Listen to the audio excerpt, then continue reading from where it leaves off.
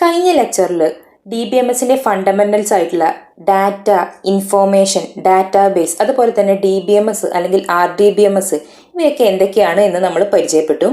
ഇനി ഈ ഒരു വീഡിയോയിൽ നമ്മൾ ഫയൽ സിസ്റ്റത്തിൻ്റെയും DBMSൻ്റെയും കമ്പാരിസൺ ആണ് നോക്കുന്നത്. കമ്പ്യൂട്ടർ യൂസ് ചെയ്യുന്നവരാണ് നമ്മൾ എന്നുണ്ടെങ്കിൽ നമ്മൾ ഫയൽ സിസ്റ്റവും യൂസ് ചെയ്യുന്നുണ്ട്. അഥവാ OSന്റെ കൂടെ തന്നെ വരുന്നതാണ് ഫയൽ സിസ്റ്റം. നമ്മുടെ ഒരു ഡാറ്റ, ഒരു വീഡിയോ ആയിക്കോട്ടെ, അല്ലെങ്കിൽ ഓഡിയോ ഫയൽസ് ആയിക്കോട്ടെ, അല്ലെങ്കിൽ ടെക്സ്റ്റ് ഫയൽസ് ആയിക്കോട്ടെ, നമ്മൾ നമ്മുടെ കമ്പ്യൂട്ടറിൽ അവൈലബിൾ ആയിട്ടുള്ള ഡ്രൈവിൽ ഒരു പ്രത്യേക ഫോൾഡറിലോ അല്ലെങ്കിൽ സബ് ഫോൾഡറിലോ ഒക്കെ സേവ് ചെയ്ത് വെക്കാറുണ്ട്. ഇങ്ങനെ നമ്മുടെ ഡാറ്റ മാനേജ് ചെയ്യുന്നത് ഫയൽ സിസ്റ്റത്തിൻ്റെ റോളാണ്. പിന്നെ എന്തിനാണ് നമ്മൾ DBMS യൂസ് ചെയ്യുന്നത്, അല്ലെങ്കിൽ ഫയൽ സിസ്റ്റത്തിലെ എന്ത് പ്രോബ്ലം ഉള്ളത് കൊണ്ടാണ് നമ്മൾ DBMS യൂസ് ചെയ്യുന്നത്, ഇതാണ് നമ്മൾ ഈ ഒരു വീഡിയോയിൽ പറയുന്നത്. അപ്പോൾ നമുക്ക് കമ്പാരിസണിലേക്ക് കിടക്കാം.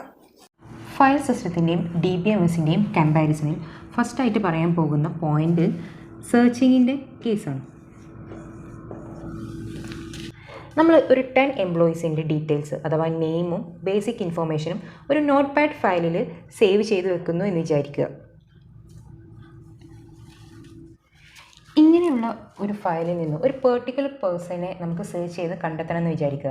ഒരു D എന്ന പേരുള്ള ഒരാളെ നമുക്ക് കണ്ടെത്തണം.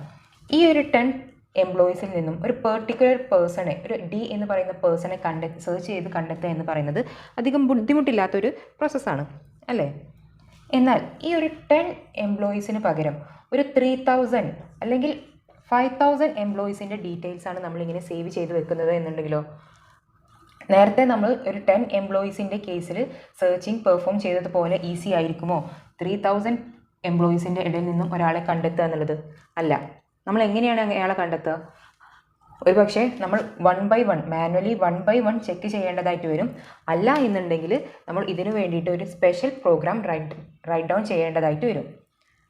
എന്നാൽ DBMSൻ്റെ കേസ് എടുക്കുകയാണെന്നുണ്ടെങ്കിൽ നമ്മൾ ഈ ലാർജ് എമൗണ്ട് ഓഫ് ഡാറ്റ DBMSലാണ് നമ്മൾ സേവ് ചെയ്യുന്നത് എന്നുണ്ടെങ്കിൽ ഒരു സിംഗിൾ ക്വറി യൂസ് ചെയ്തുകൊണ്ട് നമുക്ക് വേണ്ടിയിട്ടുള്ള ഡാറ്റ ആ DBMSൽ നിന്നും നമുക്ക് സെർച്ച് ചെയ്തെടുക്കാനായിട്ട് സാധിക്കും.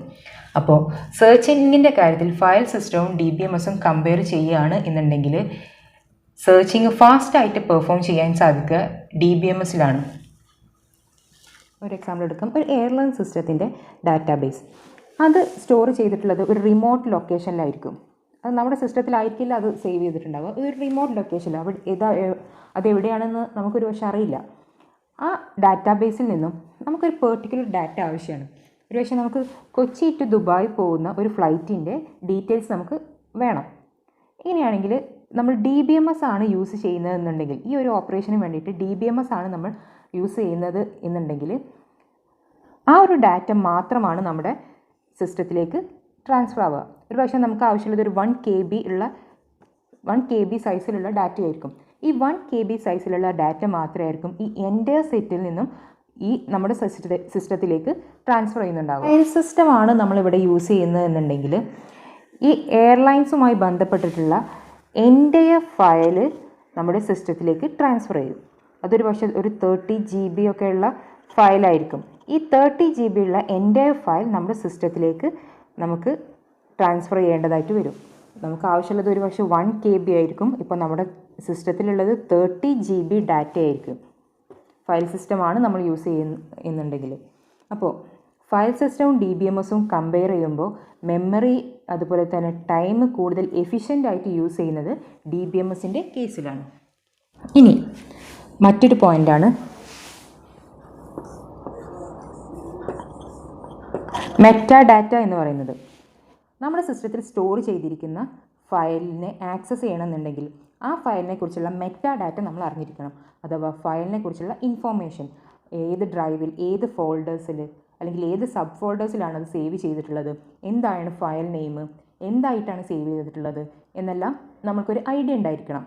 എന്നാൽ മാത്രമേ നമുക്ക് ആ ഒരു ഫയലിനെ ആക്സസ് ചെയ്യാൻ സാധിക്കുകയുള്ളൂ. എന്നാൽ DBMS ആണ് നമ്മൾ യൂസ് ചെയ്യുന്നത് എന്നുണ്ടെങ്കിൽ ഇങ്ങനെ മെറ്റാഡാറ്റ അറിഞ്ഞിരിക്കേണ്ട ആവശ്യമില്ല. ഡാറ്റ നമ്മുടെ സിസ്റ്റത്തിലായിക്കോട്ടെ അല്ലെങ്കിൽ റിമോട്ട് ലൊക്കേഷനിലായിക്കോട്ടെ സേവ് ചെയ്യുന്നത്, DBMSൻ്റെ കേസിൽ നമുക്ക് ആ ഒരു പാത്ത്, ആ ഒരു മെറ്റാഡാറ്റ നമുക്ക് അറിഞ്ഞിരിക്കേണ്ട ആവശ്യമില്ല. Next point concurrent access problems ആണ്. നമ്മൾ നമ്മുടെ ബാങ്കിൻ്റെ ആപ്പ് യൂസ് ചെയ്തുകൊണ്ട് ട്രാൻസാക്ഷൻസ് പെർഫോം ചെയ്യാറുണ്ട് ഇല്ലേ? നമ്മൾ പെർഫോം ചെയ്യുന്ന ആ ഒരു ടൈമിൽ നമ്മൾ മാത്രമാണോ, നമ്മളൊരു വ്യക്തി മാത്രമാണോ ആ ഒരു ആപ്പ് യൂസ് ചെയ്യുന്നുണ്ടാവുക? അല്ല, മൾട്ടിപ്പിൾ യൂസേഴ്സ് സെയിം ടൈമിൽ ആ ആപ്പ് യൂസ് ചെയ്തുകൊണ്ട് ട്രാൻസാക്ഷൻസ് പെർഫോം ചെയ്യുന്നുണ്ടാവും ഇല്ലേ? ഫയൽ സിസ്റ്റത്തിൻ്റെ കേസിലാണെന്നുണ്ടെങ്കിൽ ഇങ്ങനെ ഒരു ഫയലിനെ തന്നെ multiple persons at a time access ചെയ്യാൻ ശ്രമിക്കുകയാണ് എന്നുണ്ടെങ്കിൽ അവിടെ ഡാറ്റ ക്രാഷായി പോകാനും അതുപോലെ സ്കാറ്റേർഡ് ആയി പോകാനുള്ള ചാൻസ് വളരെ കൂടുതലാണ്. എന്നാൽ DBMSൻ്റെ കേസിലാണെന്നുണ്ടെങ്കിൽ DBMS നമുക്ക് കൺകറൻസി കൺട്രോൾ പ്രോട്ടോക്കോൾസ് അവൈലബിൾ ആണ്. അതുകൊണ്ട് തന്നെ ഫയൽ സിസ്റ്റത്തിൽ അറൈസ് ചെയ്യുന്ന പ്രോബ്ലംസ് DBMSൽ ഉണ്ടാവാൻ ചാൻസ് വളരെ കുറവാണ്. ഇനി പറയാനുള്ള പോയിൻ്റ് സെക്യൂരിറ്റിയാണ്. ഒരു യൂണിവേഴ്സിറ്റിയുടെ ഡാറ്റാബേസ്, ഈ യൂണിവേഴ്സിറ്റി ഡാറ്റാബേസിനെ പല ടൈപ്പ് ക്ലയൻറ്റ്സ് ആക്സസ് ചെയ്യും ഇല്ലേ? ഇവിടെ ഈ ഒരു കേസിൽ ഫാക്കൽറ്റിക്ക് ഈ ഡാറ്റാബേസിൽ നിന്നും ആക്സസ് ചെയ്യാൻ പറ്റിയിട്ടുള്ള ഇൻഫോർമേഷൻ ആയിരിക്കില്ല സ്റ്റുഡൻറ്റിന് ആക്സസ് ചെയ്യാൻ സാധിക്കുക. അതുപോലെ അഡ്മിന് ഇവിടെ നിന്നും ആക്സസ് ചെയ്യാൻ സാധിക്കുന്ന ഡാറ്റ ആയിരിക്കില്ല ഫാക്കൽറ്റിക്ക് ആക്സസ് ചെയ്യാൻ സാധിക്കുന്നത്.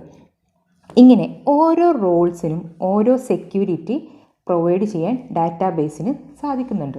ഇതിനാണ് റോൾ ബേസ്ഡ് സെക്യൂരിറ്റി എന്ന് പറയുന്നത്. ഫയൽ സിസ്റ്റത്തിൻ്റെ കേസിലാണെന്നുണ്ടെങ്കിൽ ഇത് എൻ്റയർ സിസ്റ്റത്തിന് നമുക്കൊരു പക്ഷേ സെക്യൂരിറ്റി പ്രൊവൈഡ് ചെയ്യാൻ വേണ്ടിയിട്ട് സാധിക്കും. എന്നാൽ അതിലുള്ള കണ്ടൻറ്റിൽ ഓരോ യൂസറിനനുസരിച്ച് ആ കണ്ടൻറ്റിന് നമുക്ക് സെക്യൂരിറ്റി പ്രൊവൈഡ് ചെയ്യാൻ ഓരോ റോൾസിന് അനുസരിച്ച് നമുക്ക് സെക്യൂരിറ്റി പ്രൊവൈഡ് ചെയ്യാൻ വേണ്ടിയിട്ട് സാധിക്കില്ല. അപ്പോൾ DBMSനെയും അതുപോലെ തന്നെ ഫയൽ സിസ്റ്റത്തെയും കമ്പയർ ചെയ്യുകയാണെങ്കിൽ കുറേ കൂടെ ടൈറ്റ് സെക്യൂരിറ്റി പ്രൊവൈഡ് ചെയ്യുന്നത് ഏതാണ്? DBMS ആണ്. നെക്സ്റ്റ് നമുക്ക് ഡിസ്കസ് ചെയ്യാനുള്ള പോയിൻ്റാണ് ഡാറ്റ ഇൻറ്റഗ്രിറ്റി എന്ന് പറയുന്നത്. നമുക്ക് നമ്മുടെ ബാങ്ക് അക്കൗണ്ടിൽ നിന്നും ഒരു ദിവസം വിഡ്രോ ചെയ്യാൻ പറ്റിയിട്ടുള്ള മാക്സിമം ലിമിറ്റ് എന്ന് പറയുന്നത് ഒരുപക്ഷെ 1 lakh ആയിരിക്കും. ഈ 1 lakhനേക്കാൾ കൂടുതലായിട്ട് നമ്മൾ വിഡ്രോ ചെയ്യാൻ വേണ്ടിയിട്ട് ട്രൈ ചെയ്യുമ്പോൾ അവിടെ നമുക്കൊരു എറർ മെസ്സേജ് കാണിക്കും ഇല്ലേ? അതുപോലെ തന്നെ നമ്മൾ നമ്മുടെ അക്കൗണ്ടിൽ ഒരു മിനിമം ബാലൻസ് കീപ്പ് ചെയ്യേണ്ടതായിട്ട് വരും.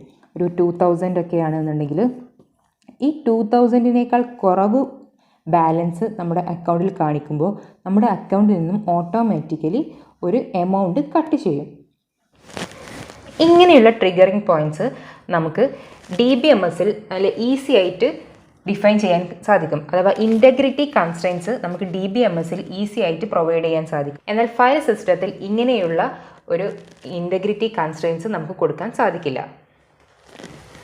നെക്സ്റ്റ് പറയാനുള്ള ഒരു പോയിൻ്റാണ് ഡാറ്റ റിഡൻഡൻസി എന്നുള്ളത്.